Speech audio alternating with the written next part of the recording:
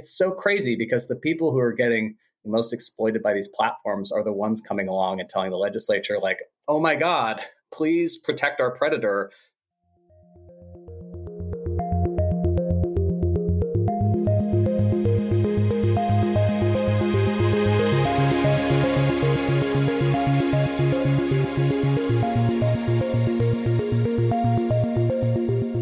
Hello and welcome to Tech Won't Save Us, made in partnership with The Nation magazine. I'm your host, Marx, and this week my guest is Matt Pearce. Matt is the president of Media Guild of the West and a former Los Angeles Times reporter. Matt and I have been talking for a while about having him on the show to talk about a couple bills that had been proposed in California that were designed, like some bills in Canada and Australia, to get these major tech companies, in particular Google and Meta, to start paying some money to journalism as, we've continued to see the struggles that the media industry has faced over the past number of years and the major layoffs of journalists that have been happening. And the broader recognition that has some really significant impacts, not just on our ability to know what is happening in our communities, but I think that we generally associate a healthy media with a healthy democracy. And so if we don't have a healthy media industry and journalists who are able to do great investigative journalism and local journalism, then, our democracies start to suffer from that as well. Now, that's not so much the discussion that I have with Matt, because I wanted to talk to him about these bills and how ultimately Google was able to influence this process to sideline them and to put in its own process that is much worse than what was ultimately being proposed in these Senate and Assembly bills in California. But then I also wanted to talk to him about some bigger picture issues, right? What he sees as being the ultimate problems that journalism is facing and whether tech is at the root of that. You won't be surprised to hear his answer, I think. But also how he is seeing the internet itself evolve and how we often have this discussion about how hyperlinks are so key to what is happening online, but how these platforms are really changing that expectation and changing the way that we consume information online so that the idea of linking to these various pieces of information is not so much how the internet is working anymore, because there is such a huge focus on getting us to spend so much time within the fiefs or the platforms of these dominant tech companies. And at a certain point, we need to have the discussion as to what the ultimate impacts of that, right? Because that is really what we're seeing happen here. There's this ideal image of what the internet should be and could be and maybe was at one time. And then this reality of what the internet has become and is increasingly becoming as these companies continue to shape it for their interests. So that's just to say, I think that this was a great conversation with Matt. We got into some really important issues that are not going away and that I'm sure that we're going to be talking about for some time to come. So if you do like this conversation, make sure to leave a 5-star review on your podcast platform of choice. You can also share it on social media or with any friends or colleagues who you think would learn from it. And if you do want to support the work that goes into making the show every single week, so I can keep having these in-depth, critical conversations about the tech industry with experts like Matt, you can join supporters like Rebecca Koenig, Louise from Brazil, and Fletcher in Chicago by going to patreon.com/techwon'tsave us, where you can become a supporter as well. Thanks so much and enjoy this week's conversation. Matt, welcome to Tech Won't Save Us. It's good to be here, and tech indeed won't save us. Yeah. A lot of people can relate to the title of the show, I think. I've been kind of familiar with your work for a while, since you were at the LA Times and now, of course, as president of Media Guild of the West. I was interested in talking to you because there was this discussion in California around bringing forward some of these bills that were going to get the tech companies to provide some funding to journalism, to publishers, not dissimilar to what we've seen in Canada and Australia. I was wondering, to start, could you talk to us a bit about what those bills were and what the California legislature was proposing for what this was going to look like? Oh, yeah. California initially started out with one bill that was modeled pretty closely off of similar legislation that passed in Australia and Canada. And the basic concept of this legislation, some people call it bargaining code legislation. Other people call it like a link tax legislation. Basically, what it is collective bargaining for news publishers against Meta and Google. Those are the huge advertising monopolies that both distribute a lot of journalism and profit from journalism through the digital advertising networks that power those platforms. And so the basic concept of this kind of legislation is that if we're going to be stuck with these gigantic monopolies that are going to have control over how our journalism is not just distributed, but profited from, there should be some kind of mechanism to return some of those monopoly profits to the newsrooms that are making the journalism. And we got interested in this legislation because there were rumblings that it was going to emerge in California as well, which would be the first state level attempt at this kind of legislation that's part of a much larger global fight between news publishers and Google and Meta. And also it's important because California, as this nation's largest and wealthiest state, often sets the framework for the rest of the nation for how governments are going to regulate large companies. And the other thing that really interested us about this framework is that we could see that not only there were these really bad declines in traditional newsrooms like newspapers, which obviously they're going off a cliff like this. People aren't reading the print edition anymore. Stuff's moving online. But you could also see in recent years the collapse of a lot of digital media that was supposed to be the future. So stuff like BuzzFeed News, stuff like Vice News, these really creative digital news outlets that were filled with a lot of talented people trying new stuff, doing journalism in a different way. In recent years, you've watched those news outlets implode spectacularly as well. And there were a lot of reasons for that. Venture capital was involved, and there were some overly high expectations in a lot of those places, and specifically like The Messenger, which was the Jimmy Finkelstein place that imploded pretty badly recently. But one thing that they had in common, and the one thing that newspapers have in common, the one thing that public media have in common, the one thing that digital media have in common is that all of them are struggling to find a way to even just exist digitally. And so for me, it's an ecosystem problem that touches on all forms of content production. And I'm not even somebody who uses the word content because I'm a journalist. I make journalism. Journalists make journalism. But it's something that we have in common with like musicians and Hollywood creatives, which is that more and more of our work is getting shoved onto platforms that we don't even negotiate with, we don't have bargaining power with, which are certainly getting extremely wealthy off of the stuff that we're producing for mass audiences. So this legislation was a first bite at the apple at the state level in the US, and we got involved in that fight. So along for pushing for that legislation in California, and that was called the California Journalism Preservation Act, Assembly Bill 886, sponsored by Assemblymember Buffy Wicks, there was a separate riff on this idea that emerged over the legislative session, and it was a data mining tax sponsored by Senator Steve Glazer, and both of these sponsors are Democrats. And the data mining tax argued something slightly different, which is that these platform companies, Google, Meta, and Amazon, which is becoming an increasingly large force in digital advertising, there's a barter that happens when you're going on their services. When you're using Instagram, you're trading away your private information to Mark Zuckerberg so that he can, in a more sophisticated way, sell t-shirts to you. So that barter you can tax as an exchange. And if you hook it up to Meta's advertising profits, you can tax that and use that to fund basically anything, the way that you would if you were a government taxing anything and putting money into the general fund. And so Glazer's idea was that we'll tax the data mining of these companies, this exchange that happens between consumers and these platforms. And he compared it to mining, basically. It's like when you have like coal mining or gold mining or something like that, there's all these like negative environmental effects that it has. And so he proposed it as a mitigation that data mining has all these negative social effects, that the platforms that it powers have these negative social effects. And we're going to use this tax to try to offset some of those negative social effects.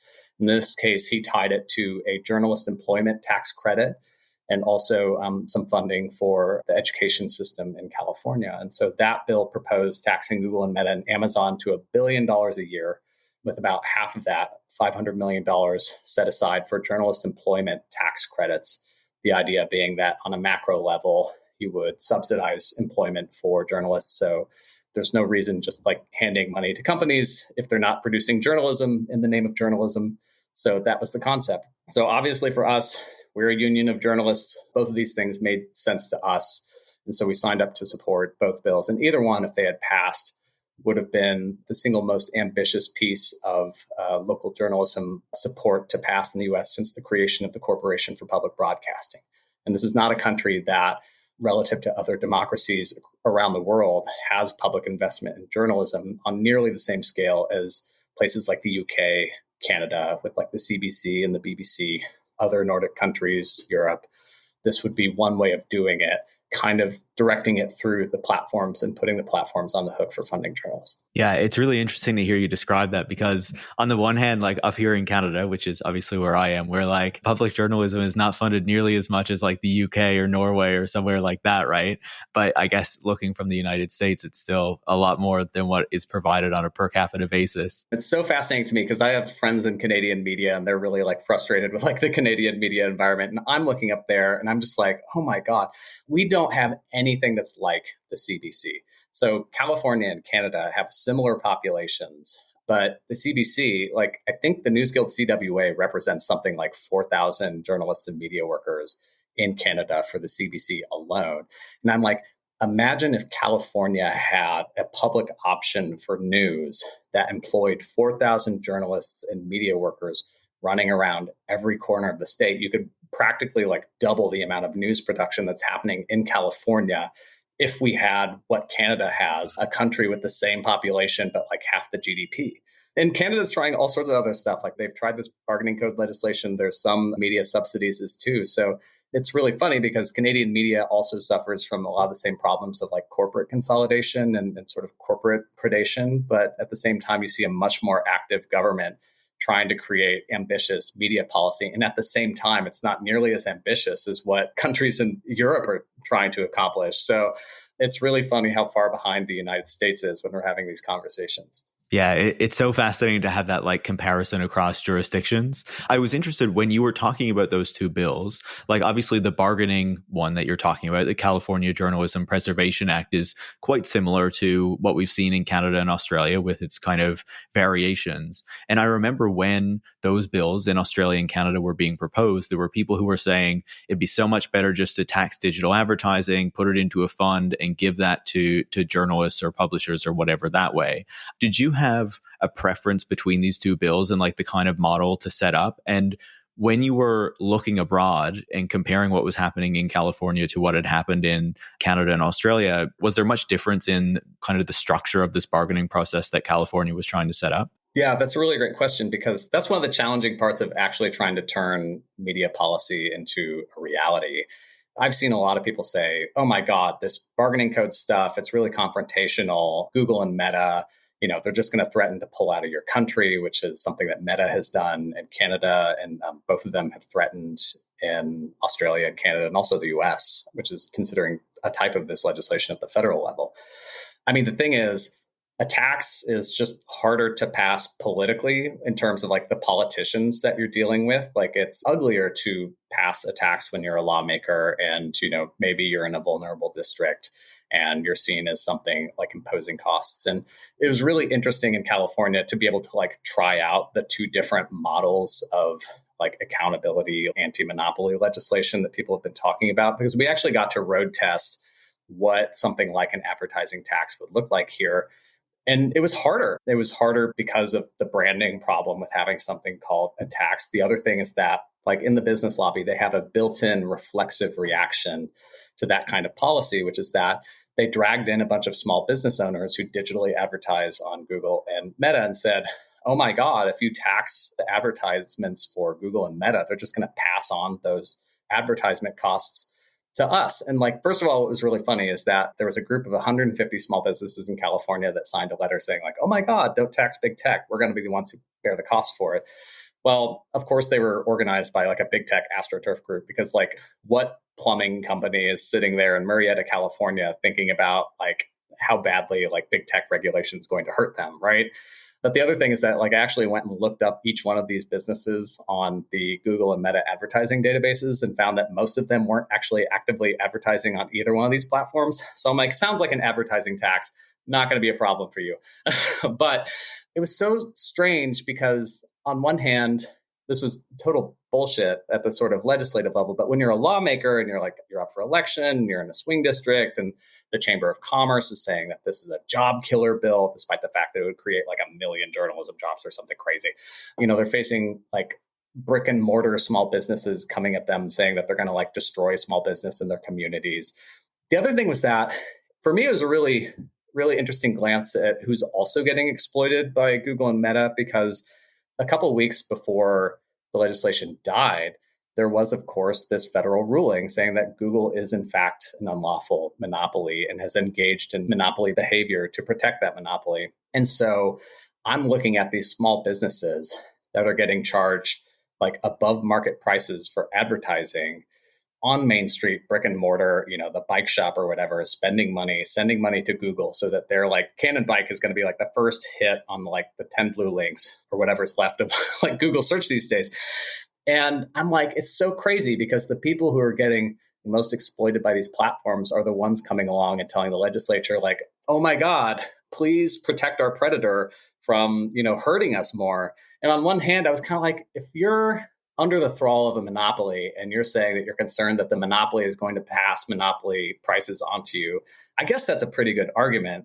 They just weren't phrasing it that way. And the other thing is that, like, doesn't that sound fucking illegal? Like, that was the other thing that was absolutely crazy about this. So that was the fight for like the digital ad tax that people keep on talking about. It's like, oh, we don't like the bargaining code stuff. It's a link tax. It violates this fundamental precept of the internet. And so we're like, okay, we'll also try this other thing. And then the other thing turns out to have this whole other set of arguments against it that also sucked. But like on the bargaining code stuff, the way that platforms fight it is that it's just collective bargaining. And so what happens in collective bargaining is that sometimes the employer threatens a lockout. And like, that's what these companies do. It's like threaten a capital strike against your country. If your democratically elected officials, they want to regulate these companies. So they're like, we're going to ban journalism in Canada from Meta, which is what happened. So Google made the same kind of threat here in California. So did Meta. But the thing about Google is that we have a federal judge sitting here saying that Google has maintained an illegally monopoly marketplace that all of us are trapped on. Like Google has been paying tens of billions of dollars to competitors to ensure that they do not compete against Google in the market for general search, where it's like they have 90% of the market for general searches on search engine and like more than that for mobile. It's crazy. We're totally captured by Google. And so this illegal monopoly is threatening to ban our journalism from its monopoly marketplace if we don't comply with its terms. Like, and I'm sitting here thinking, like, doesn't that also sound fucking illegal?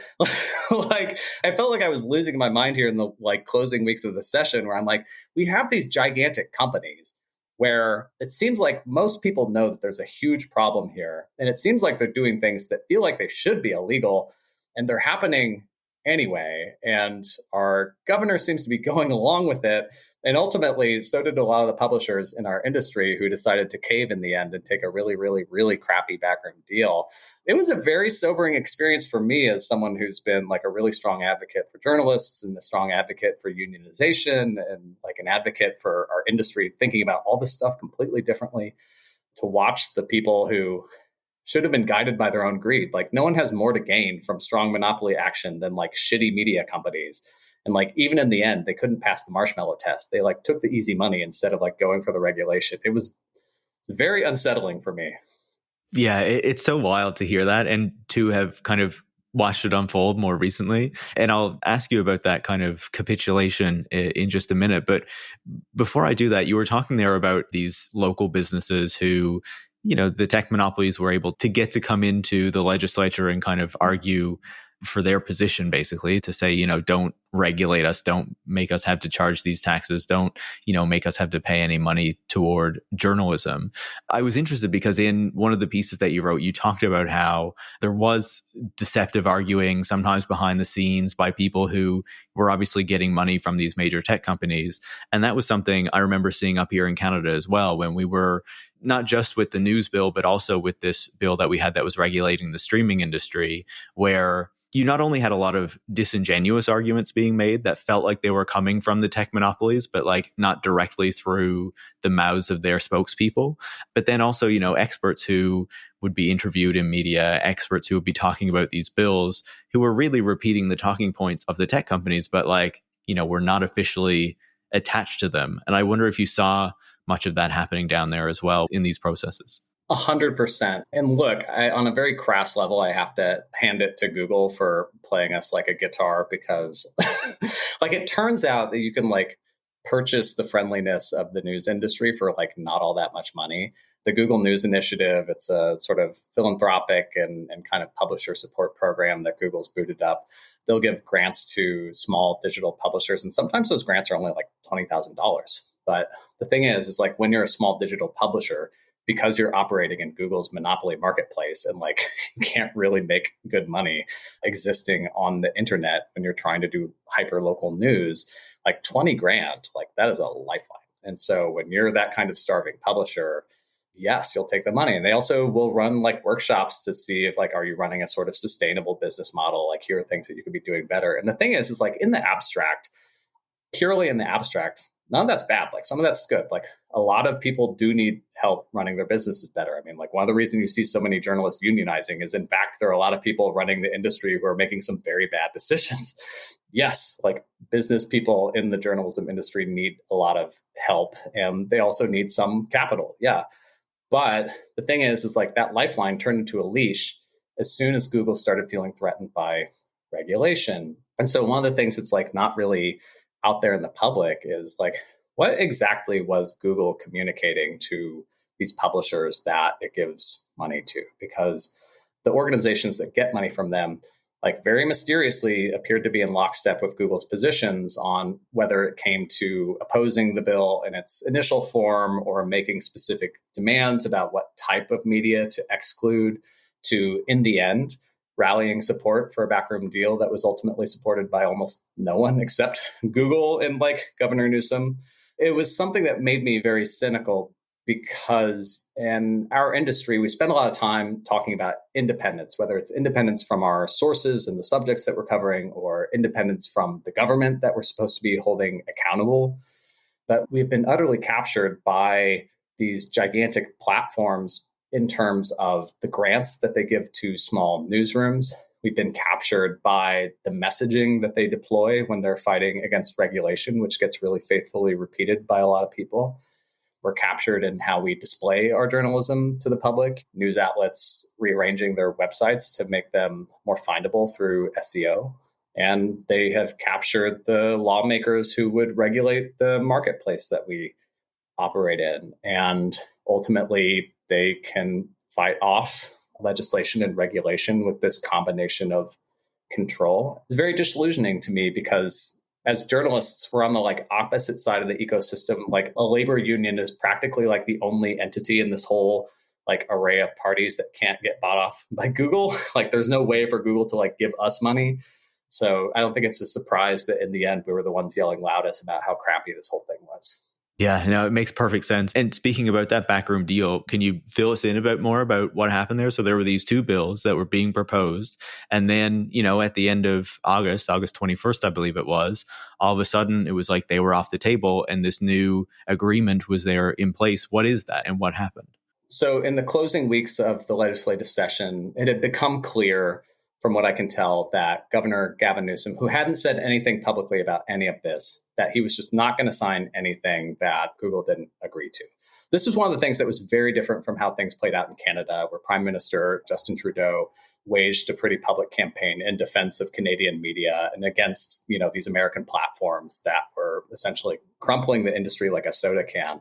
Yeah, I'll just say we saw a lot of that in Australia as well, even from their politicians too. Yeah, there were public officials that were standing up for the news industry because they saw that this was predatory threats by monopolies. And I think that's one of the things that makes this dynamic so different for the US is that I think other countries can see a little bit more clearly like what's going on because they aren't American companies that are doing the threatening. Like there is a little bit of like a nationalist component in there, but we definitely didn't see anything like that from Governor Newsom standing up to, the blackout threats to like censor journalism in California. Didn't see anything from Newsom about the need for monopolies to return some of their monopoly profits to the industries that they're exploiting. Nothing like that. And so that basically drove sponsor Assemblymember Buffy Wicks into negotiations with Google to see if there could be some kind of settlement, maybe along the lines of what Canada ultimately agreed to. And in Canada, that was a deal for $100 million Canadian every year to be distributed to a fund to distribute among Canadian newsrooms. So that would have been about like $75 million US. So that's for a country with a similar population as California.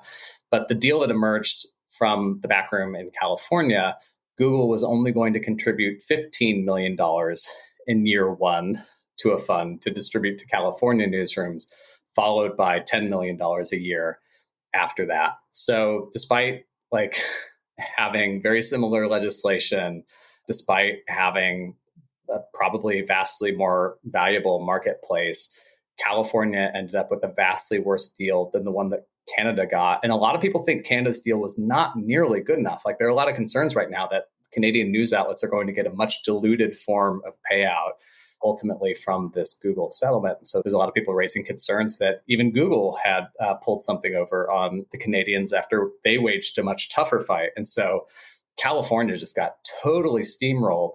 And there was this bizarre situation where the state and the sponsor and the publishers got totally flattened in these backroom negotiations. But they felt compelled to come out with this kind of like very flowery press release about how great it was and how this was going to help save media in California. And we were looking at this and we were very conscious of the international context around this legislation. And we were very keenly aware of how badly we'd just gotten beaten. And it was very surreal to see the same publishers, some of whom who had been defending Google and some of whom who had been criticizing Google and sort of embarking on this anti-monopoly crusade in the first place. They're all saying, well, it's not as much money as we would like, but it seems good, better than nothing. And so that became like the mantra, is that like, when you're starving, you'll take crumbs. And I'm sorry, but like as a journalist, if you're starving, crumbs are not going to fill you up. Like you need a meal, and we need to like go fight for a meal, because I don't think 15 million bucks spread across California with some state subsidies thrown in is going to reverse the decline of journalism in California for anybody. I mean, at the Los Angeles Times, where I took a buyout earlier this year, I think last year, the deficit at the LA Times alone was going to be something like, $37 million or something. So if you chuck a couple $million at that hole, $35 million deficit next time, like I just negotiated the layoffs of 150 of my coworkers. Like, yeah, that's really going to help me, man. So for those of us who have had to like suffer through the inaction of regulators and to live through the inability of the news industry to basically fight off these monopolies, like we're still going to be suffering the consequences of a really bad deal. And that's why you're seeing journalists being the ones who are most roundly denouncing this deal. There are a couple things I want to ask you about that. I feel like maybe for some people, they would think, okay, publishers are making this deal. This must be good for journalists, right? Assuming that the journalists are kind of the same as the places that they work for. Can you kind of pull that apart for us? So this is something that's complicated because we have like overlapping interests as journalists with publishers, but our interests aren't exactly the same. I mean, just as a basic principle, like the decline of the newspaper industry in California, for example, the number of journalists employed by newspapers has declined faster than the number of newspapers. So like the bottom line is that like whenever your workplace gets the cold, it's going to be the workers who get the flu, because the company will lay off journalists, but to do so in a way that makes it able to stay in business. So like if you're in that position and you're looking at a subsidy where it's like, well, maybe I'll get like $5,000 a journalist out of this deal or $10,000 a journalist out of this deal, and the like upper ranges of what could be possible here. If you're a publisher, you'll take $10,000 a head over nothing. Like, and that's not no money at all. So like I do acknowledge that. My real concern here, the reason that we're pushing back much harder as journalists and as labor, is that we're actually the ones here who are used to fighting companies that are being stupid and used to fighting companies that are holding all the cards. And we know that you have to drive much harder to get a better deal. And like one of the real problems for accepting a settlement with crumbs is that you take away the incentives for publishers to continue driving for anti-monopoly action in the marketplace. Because like I just saw what happened when all the publishers teamed up and said, okay, yeah, we'll take this little deal from Google in exchange for nothing. Like the journalists were screaming their heads off, and the governor and the legislature were kind of like, well, I guess we'll agree with the publishers instead of the journalists. So like that's one of the problems when you have like dance partners who aren't willing to like fight like they need to when you're taking on a $2 trillion monopoly. You have to have some real backbone there. And it was only the journalists who are used to fighting really hard against giant companies, ironically. And like one of the things that's really distasteful about these kinds of fights is that we're actually kind of aligned with a lot of the media companies that we spend the rest of our time yelling at. The LA Times hasn't had a contract in a couple of years. Like the journalists at the LA Times haven't gotten raises in 3 years. Nonetheless, we're standing alongside the LA Times in the legislature saying that like, yeah, actually we need anti-monopoly action because we hate our stupid employer right now and we need raises. But at the same time, we can't bargain and strike for money that our employer doesn't even have.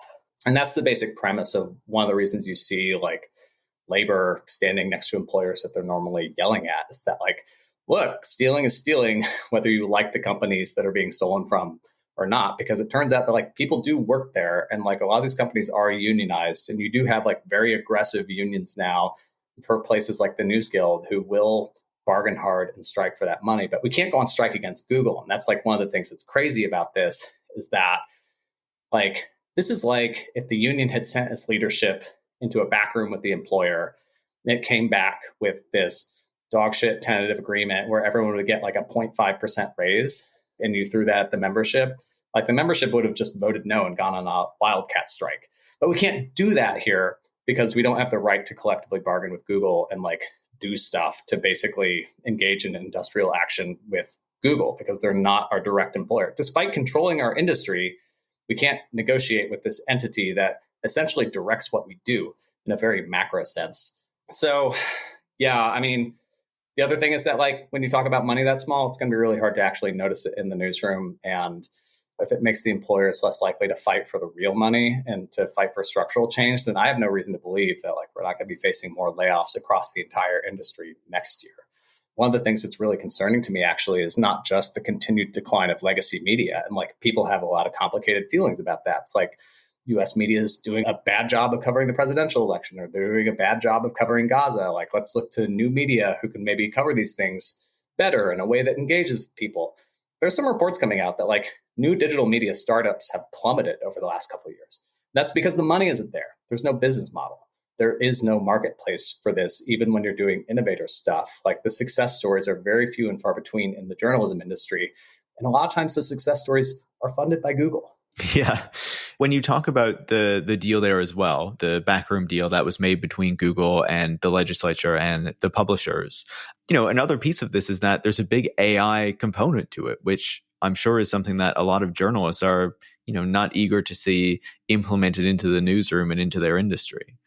Oh, yeah. So as part of this backroom deal, separate from the subsidy that would be paid to newsrooms, there is a proposal for a national AI accelerator that is funded by Google. And I've read that OpenAI has also volunteered to donate some technology to it. What this AI accelerator would do is not clear. One of the things that the term sheet said is that the nonprofit or the entity that would host the AI accelerator will be governed by the people that donate to it. So what it sounds like to me is that the illegal monopoly that already controls our industry is going to have a new program to allow its technology to further wrap its tentacles around how we do journalism, so that it becomes even harder for us to extricate ourselves from a business model that isn't even legal. I have a lot of questions about that. Look, we're journalists. We use technology every day, and technology changes the way that we report, allows us to connect with people. I mean, if you can use machine learning to identify craters, to see which U.S. munitions have been used to bomb civilian targets in Gaza, which is something that the New York Times did, sign me up for that stuff. Like, that's the kind of journalism that can be really impactful, and the technology can help. And we've done something good in the world. And, you've got these genius engineers at Google, some of whom are members of the Alphabet Workers Union of the CWA, our kin. They're really great people. There is like good technology to be had out of this. The problem is that we're setting up in such a way that it's not journalists who are controlling its development. And I think if you look at what like technology has done to journalism over the last 10 years, it was journalists who figured out how to make Twitter work for them. It was journalists who figured out how to be like really good on Instagram and TikTok. I know there's this like argument about content creators and versus journalists, but I'm like, we're all in the same ecosystem. Like, if you're performing the functions of a journalist, you're a journalist. And like, some people are really good on different platforms, but it's hard to imagine a scenario where Google is going to be the party that creates a more humane, intelligent, responsive form of journalism when they just engaged in this spectacularly cynical spectacle as part of the democratic process. Yeah, that's a really good point. And as you're talking about that, I think that leads us into some of these bigger questions about the industry and that journalism itself is facing, right? That I wanted to get to as part of this discussion. When you talk about this problem with journalism and the proper funding of journalism and what the future of journalism is going to look like, do you think that the tech companies and the big tech monopolies, the Googles and Metas in particular, are chief to blame for the problems that we've been seeing in journalism, over the past couple decades in particular, but becoming really acute in the past few years? Or do you think that, is this part of like a broader ecosystem? Or when you really like drill down into it, is it the tech companies at the core that are causing these really fundamental and structural problems? I mean, my feeling is that Google and Meta, they're just one or two problems of many in the journalism industry. Like, that is very clear to anyone who actually works in our business. If you got rid of the platforms tomorrow, like, that is not going to change the editor in chief. Like, that is not going to remove private equity's control of a lot of like local newsrooms.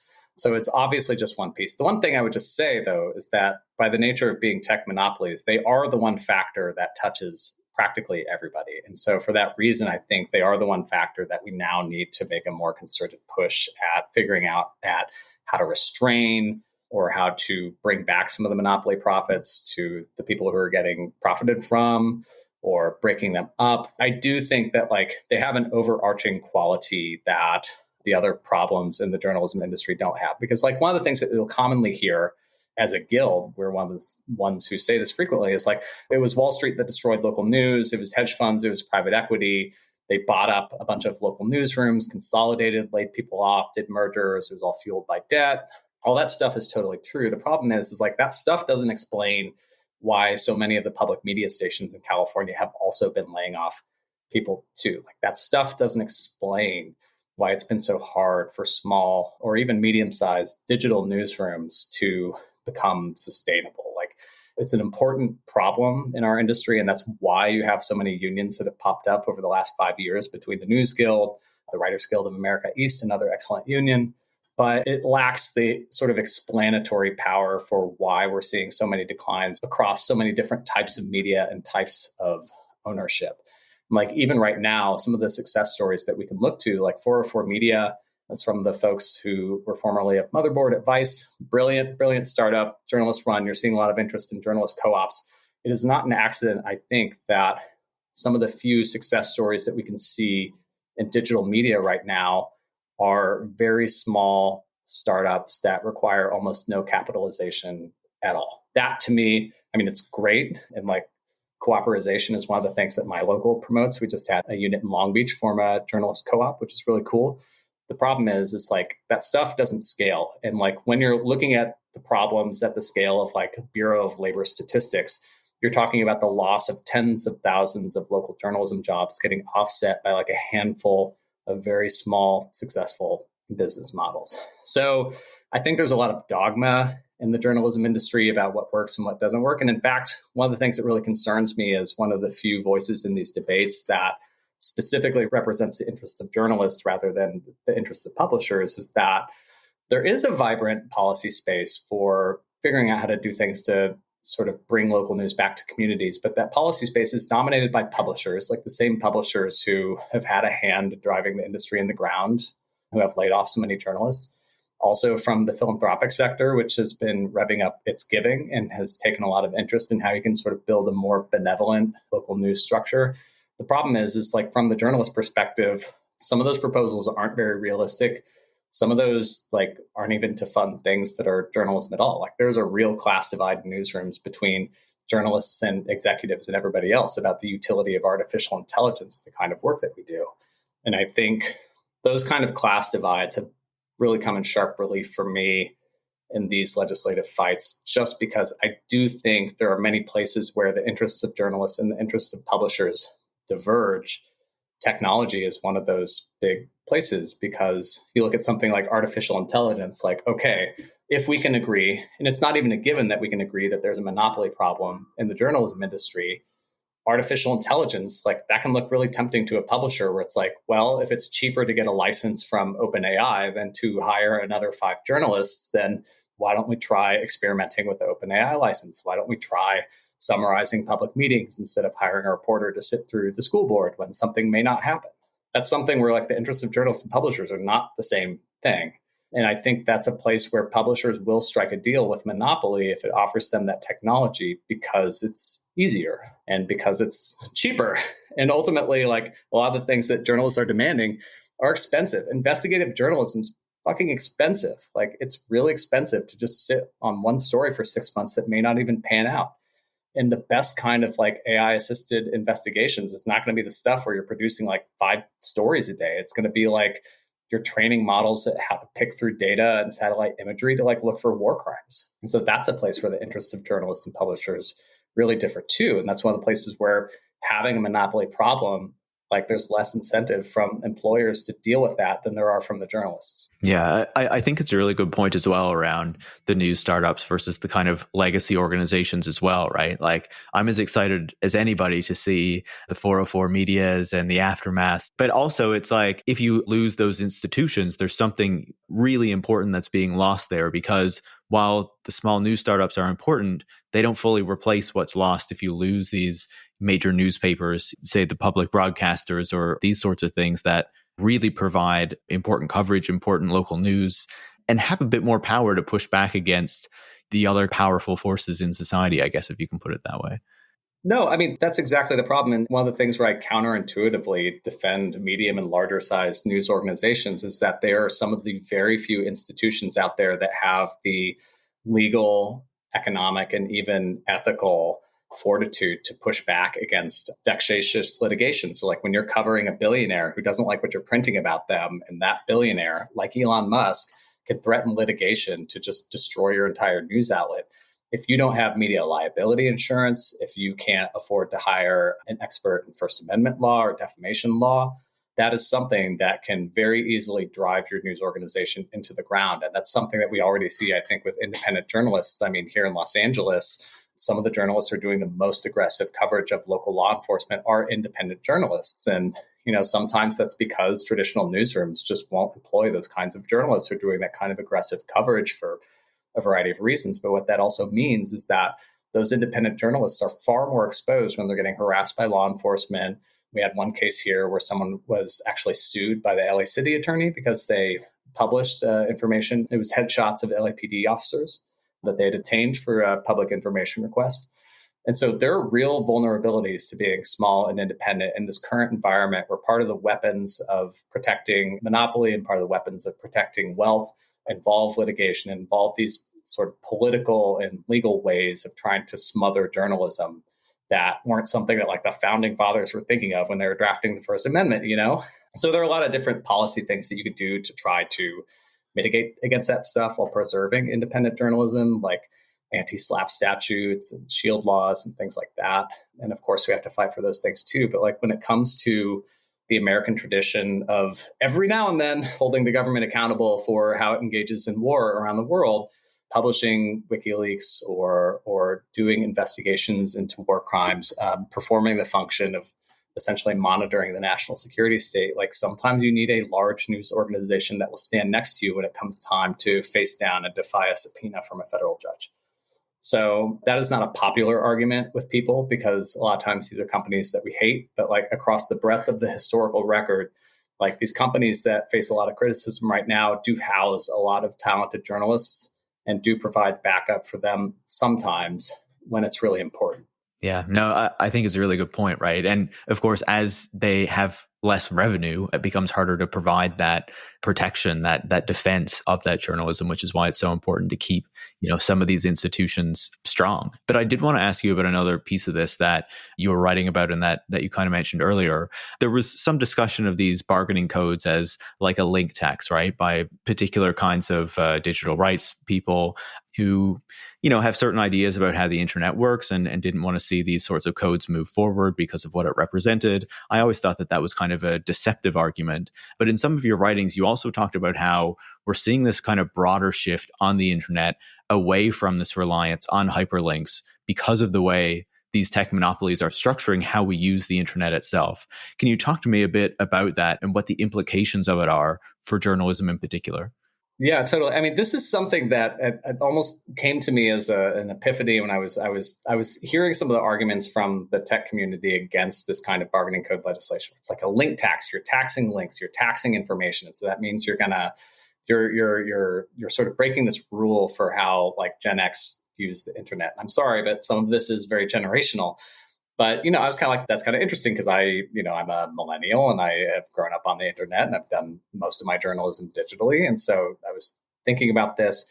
And there was this one study out of Canada about Meta's link ban in Canada that it kind of turned on a light bulb for me about the really big picture of what's going on here. So Meta, in response to one of these pieces of legislation in Canada, banned journalism in Canada. So if you try to post a news story to, Instagram or whatever, you'll get this message saying sorry, the government hates you. That's why we had to remove journalism from Canadian democracy. That's effectively what it says. Yeah.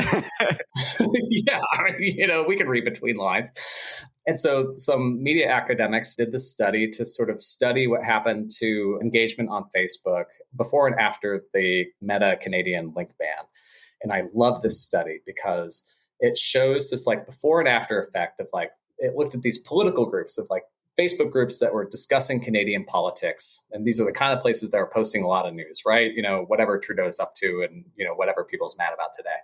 So before, people are posting a lot of links to, Canadian news outlets, these groups, link ban comes down. They're not posting any of these links anymore because Facebook has censored the news. So one of the amazing findings in that study, which to me is just it's the little gold nugget that is inside of all this, is that what the scholars found is that, okay, the amount of link sharing had dropped because Meta had killed it, but people were just taking screenshots of the journalism and posting it instead of posting the links. And so they were still posting the journalism in these Facebook groups. And in fact, the study said they were engaging with it equally as much from when they had the links posted in there. But now there were just the screenshots of the text of the most important parts of the article. And people are still just bopping along on Facebook, discussing the news. They were just had been mildly inconvenienced by Meta. And so that was oh, I get it now, because what you're seeing across the breadth of the platforms, practically all of them, not totally, but there is a real bias against hyperlinking that has developed on platforms and apps over the last 5 years in particular. It's something that's kind of operating hand in hand with the rise of algorithmic recommendations. But you see this on Elon Musk's version of Twitter, where posts with hyperlinks are degraded. Facebook itself has decided to detach itself from displaying a lot of links. That's why you get so much AI scum on Facebook these days. Instagram itself has always been kind of hostile to linking, TikTok as well. We have been departing for a while now the internet of hyperlinks. And so that was one of the things when I was kind of looking at these arguments from the tech community that hyperlinks are one of these building blocks of the internet. And if you do this bargaining code thing, Meta is going to be incentivized to just ban hyperlinks. And I'm looking at this and I'm that's where Meta's already going. They don't need a law. The law just happened to bring Canada to where Meta was going first. Look around. We're entering a post-hyperlink internet that with artificial intelligence, if they can figure out generative AI, and it's not necessarily a given that they will, you can see this in what Meta and Google are experimenting with, is that if you degrade hyperlinks and you degrade this idea of the internet as something that refers you to other things, you instead have this stationary internet where a generative AI agent will hoover up and summarize all the information that's out there and place it right in front of you so that you never have to leave the portal. And the thing that's brilliant about that is that you can just stick your ads next to it or have people pay to be featured in the summaries. And then your monopoly engine has only gotten even stronger. And that was a real epiphany to me, because the arguments against one form of this legislation was that oh my God, you'll destroy this fundamental way of how the information works. And I'm dude, these companies are already destroying the fundamental way of how this information works. Am I the only one who notices this? Because I'm sitting here on my stupid phone and I can't find journalism anymore because I can't figure out how to get reliable news on Instagram in a timely way. It's something that's been going on under the radar for a while. And I think it is something that makes something like a tax or a data mining tax or an advertising tax more attractive over time, just because we're moving toward a post-hyperlink internet. But it was really funny to me that some of the people who oppose this legislation were this is just going to incentivize clickbait. And I'm I'm not clicking on anything anymore. Are you? Like that's just not how people are like consuming things on the actually existing internet on my phone. So that was one of the other things that really surprised me, because I'm not somebody who comes from like very dogmatic like internet policy circles and like internet sort of libertarian policy. Like this is something that I was sort of learning organically from the internet that I was actually on. And I feel like I was looking at a different internet as the people that we were arguing with, because I'm like, you're the experts, right? Like you're the people who are the internet policy experts. But I feel like you're describing an internet that I don't use anymore. And I am almost 40. Yeah. It's a real nostalgia, but also like it's also a misunderstanding or like almost a deceptive framing of what the legislation was, because often these legislation would talk about the facts that yes, there were links to news from Google and from Meta, but it was not actually saying we're going to tax each one of those links individually. It's just like, you benefit from the fact that these news articles are on your website, you're running ads next to them. Some of that money should go back to journalism. But I think that observation that you made around, the decline of the hyperlinks, it really feels like the ultimate extension or like the end point of this like platformization of the internet, right? Where of course you have the Amazons and the Facebooks and all this kind of stuff that want everything to happen on their platform and want us to be more engaged and be spending more time there and either looking at more ads and spending more money.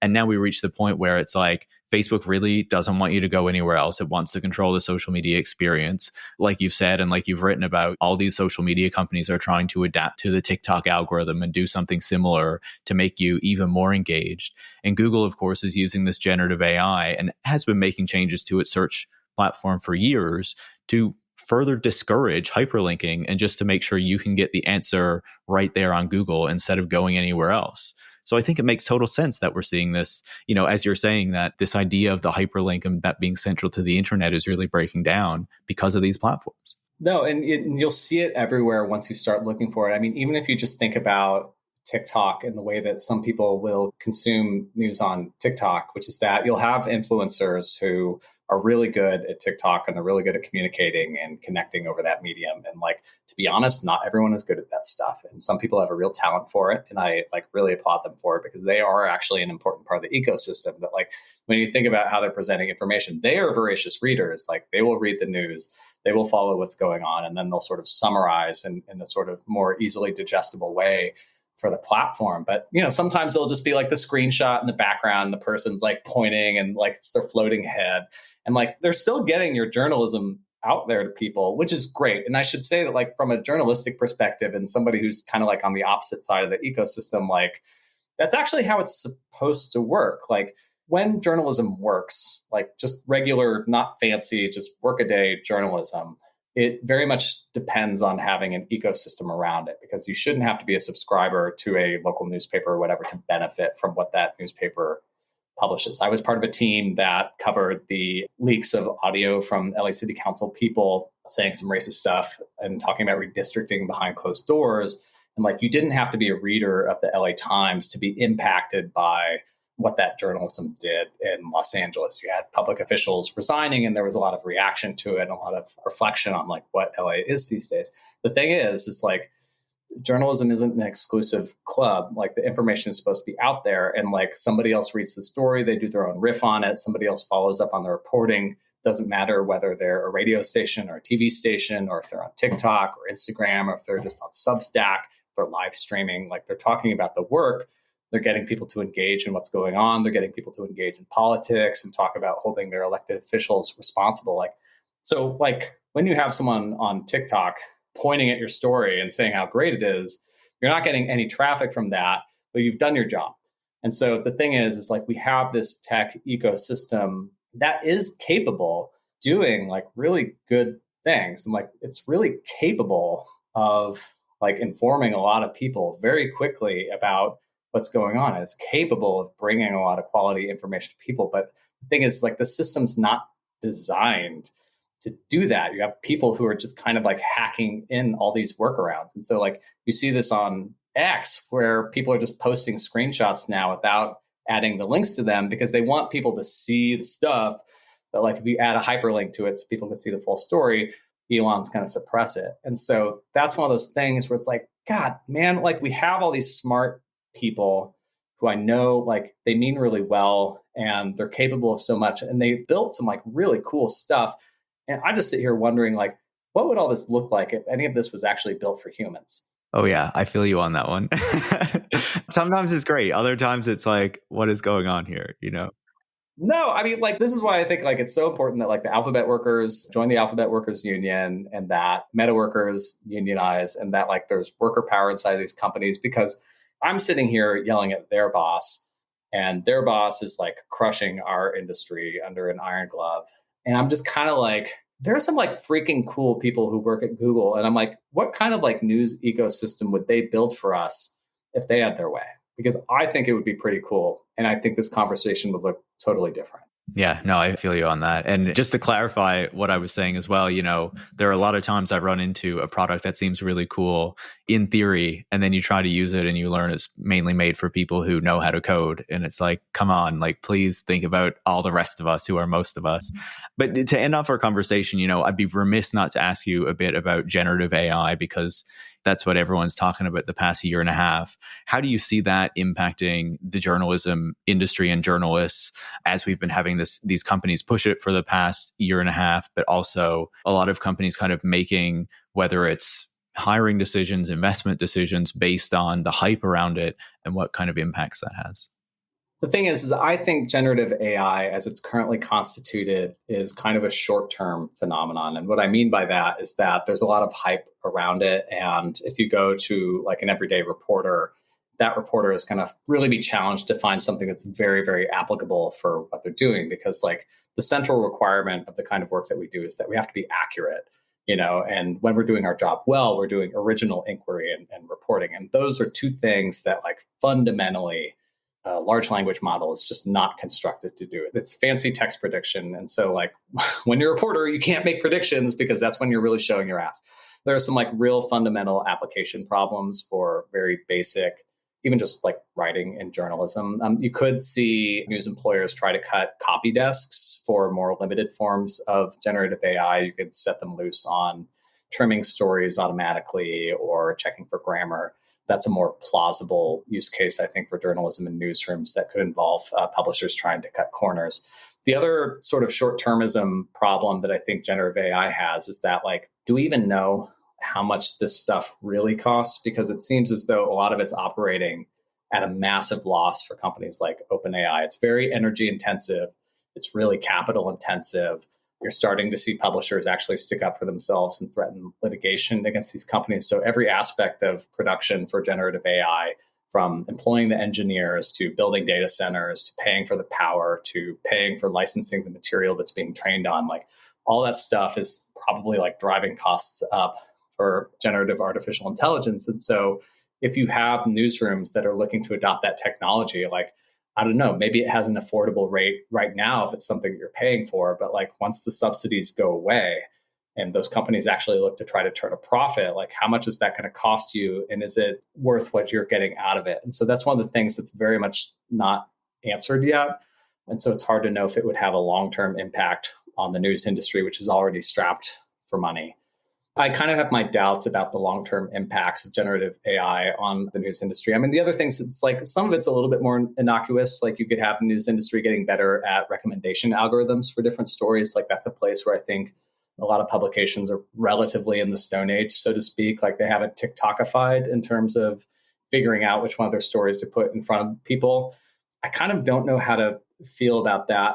On a basic moral level as a journalist, my own bias is that, we need to have more intentionality in the news industry and more conscientiousness about what we're presenting to people, because I think the valuable thing that we bring to the process as journalists is, in fact, our subjectivity. And I don't mean that in the sense of like, having like a really sort of sharp partisan point of view on something. What I mean is that there were people who made like real clear judgments on what they thought was important. And it's going to be different from what other people think. And I think that's the valuable thing that humans bring to the process of journalism, is that like there is a human consciousness in here that thought that it was really important that your congressman was saying some racist shit. That is a very essential part of the process that I think gets overlooked quite a bit. And it's something that maybe a large language model or machine learning technology can approximate, but I just don't think we're nearly there yet. And I don't know if you can do it at a cost that would even remotely scale. I'm kind of a skeptic. I'm not anti-technology, of course. I would love to see investigative desks that are really rigorous ethically and conscientious about what they produce. I kind of want to see what they can do with machine learning technology, which they already embrace already to some degree when scraping through massive data sets. I just think that the actual applications that are going to change journalism are going to be the things that the journalists themselves come up with, because I think anybody in the C-suite is like too far removed from the production process to have even a reliable sense of the power of this technology. Yeah, I think that's a really good point, right? The human journalists are essential both to that judgment role, but also to having this like kind of broader knowledge of the beat and what they're reporting on. I think we've seen time and again, these tech companies promise us one thing and deliver something else. And, I think the cost of these tools is going to become very apparent sooner rather than later. Matt, really great to talk to you, to dig into all this with you. Thanks so much for taking the time. Thank you so much for caring about this. It's really important. Matt Pearce is the president of Media Guild of the West and a former Los Angeles Times reporter. Tech Won't Save Us is made in partnership with The Nation magazine and is hosted by me, Paris Marx. Production is by Eric Wickham and transcripts are by Brigitte Pawliw-Fry. Tech Won't Save Us relies on the support of listeners like you to keep providing critical perspectives on the tech industry. You can join hundreds of other supporters by going to patreon.com/techwon'tsave us and making a pledge of your own. Thanks for listening, and make sure to come back next week.